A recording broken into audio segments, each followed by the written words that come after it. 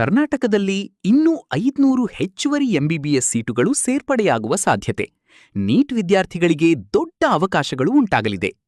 ಕರ್ನಾಟಕ ಸರ್ಕಾರವು 5 ಹೊಸ ಮೆಡಿಕಲ್ ಕಾಲೇಜುಗಳ ಪ್ರಸ್ತಾವನೆಯನ್ನು ನ್ಯಾಷನಲ್ ಮೆಡಿಕಲ್ ಕಮಿಷನ್ ಅಂದರೆ ಎನ್ಎಂಸಿಗೆ ಸಲ್ಲಿಸಿದೆ.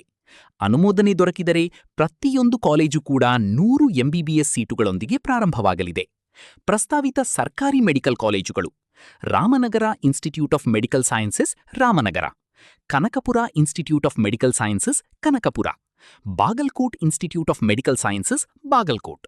ಇದರ ಜೊತೆಗೆ 2 ಹೊಸ ಖಾಸಗಿ ಮೆಡಿಕಲ್ ಕಾಲೇಜುಗಳನ್ನು ಪ್ರಸ್ತಾಪಿಸಲಾಗಿದೆ: Karnataka Reddy Janasangha institute of medical sciences and research centre Bengaluru, Alva's medical college ಮೂಡ್ಬಿದ್ರಿ.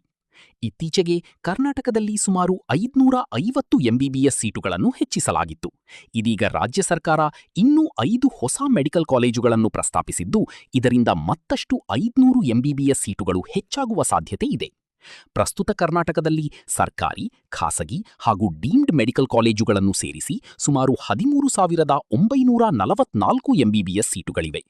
ಈ ಪ್ರಸ್ತಾವನೆ ನೀಟ್ ವಿದ್ಯಾರ್ಥಿಗಳಿಗೆ ಇನ್ನಷ್ಟು ಅವಕಾಶಗಳನ್ನು ಸೃಷ್ಟಿಸಬಹುದು ಹಾಗೂ ಕೌನ್ಸೆಲಿಂಗ್ ಸಮಯದಲ್ಲಿ ಹೆಚ್ಚಿನ ಆಯ್ಕೆಗಳು ದೊರಕುವಂತೆ ಮಾಡಬಹುದು.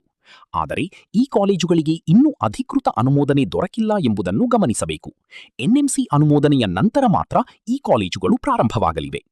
ಇನ್ನಷ್ಟು NEET updates, MBBS admission guidance ಹಾಗೂ ಕಂಪ್ಲೀಟ್ ಕೌನ್ಸೆಲಿಂಗ್ ಸಪೋರ್ಟ್ಗಾಗಿ ಗೀತಾಂಜಲಿ ಅಡ್ಮಿಷನ್ ಸರ್ವಿಸಸ್ ಅನ್ನು ಸಂಪರ್ಕಿಸಿ.